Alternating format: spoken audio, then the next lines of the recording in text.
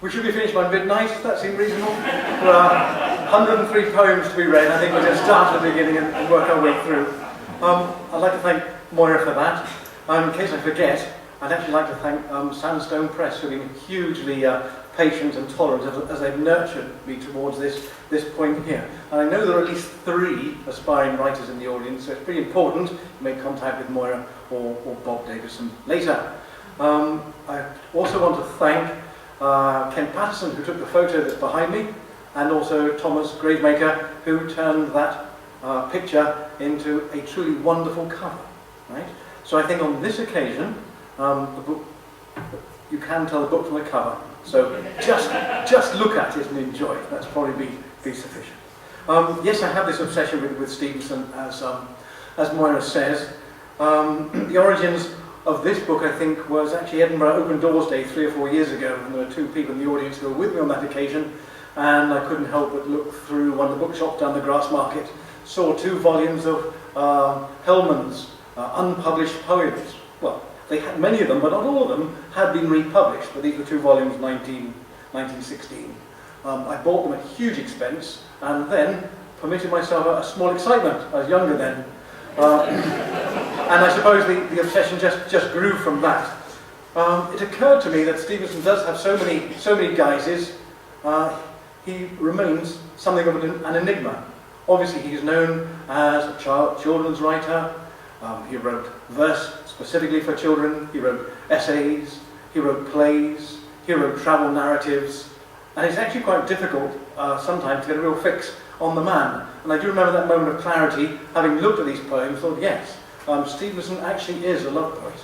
And so that's the origins behind this. The book itself is organised into 3 sections, which I think coincide quite closely to the 3 main aspects of his emotional life. And the first one of these, his late adolescence and early manhood, characterised by a succession of trysts. Not too certain what a tryst is, but it sounds quite attractive, isn't it? Trysts in the woods and dells of the Pentland Hills, and encounters with working women in the old town brothels. So this my mother-in-law isn't here today, so I think that's probably sufficient reason for me reading this next section. And it's actually taken from unpublished and unfinished autobiography by Robert Louis Stevenson, in which he describes meeting up in later years with one of the prostitutes he knew when he was a younger man. And so we have a description of Mary H. in Stevenson's own words.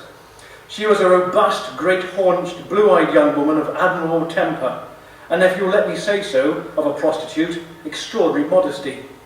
Every now and again she would go to work. Once, I remember, for many months in a factory down Leith Walk, from which I often met her returning. But when she was not upon the streets, she did not choose to be recognised.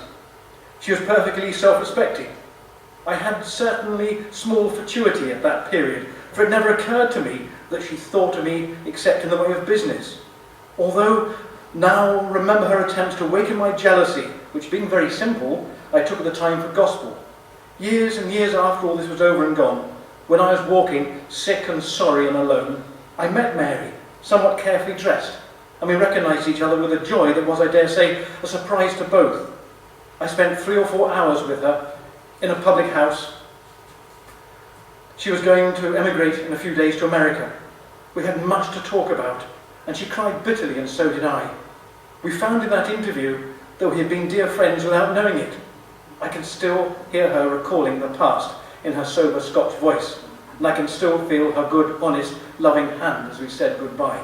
And I think there you have all sorts of aspects of Stevenson, the confusion between sex, love, friendship, a wish to retrospectively claim and reinterpret the past, which is also something that he does in the poems. And a final bit there, then as now, engaging with prostitutes carried health risks. There are sufficient references in the letters to justify the conclusion that Stevenson did suffer periodically from a sexually transmitted disease, probably syphilis. Mary H. may be one of the unblushing daughters of Venus who did him a lasting injury. If Stevenson did contract syphilis from a prostitute, what impact did that have on subsequent relationships? Could it have been a trigger for the profound depression that was also a frequent and unwanted visitor during these formative years? The pox was no laughing matter, and certainly not for someone as emotionally and sexually charged as Stevenson, even if he did maintain that it was better to lose health as a spendthrift than to waste it as a miser. So that's one half of that first phase, but there are also poems of a more obvious innocence. So with your indulgence, and you don't have much option, and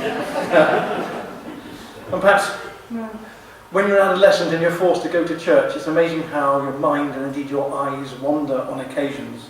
And this is a lovely poem, "You look so tempting in the pew." You look so tempting in the pew. You look so sly and calm. My trembling fingers played with yours as both looked out the psalm. Your heart beat hard against my arm. My foot to yours was set. Your loosened ringlets burned my cheek whenever they two met. Oh, little, little we hearkened, dear, and little, little cared, although the parson sermonized, the congregation stared. And a similar one, a chance encounter perhaps on a staircase with a servant, or perhaps not. There's just a twinkle in your eye that seems to say, I might, if I were only bold enough to try an arm about your waist. I hear too as you come and go, that pretty nervous laugh, you know, and then your cap is always so coquettishly displaced.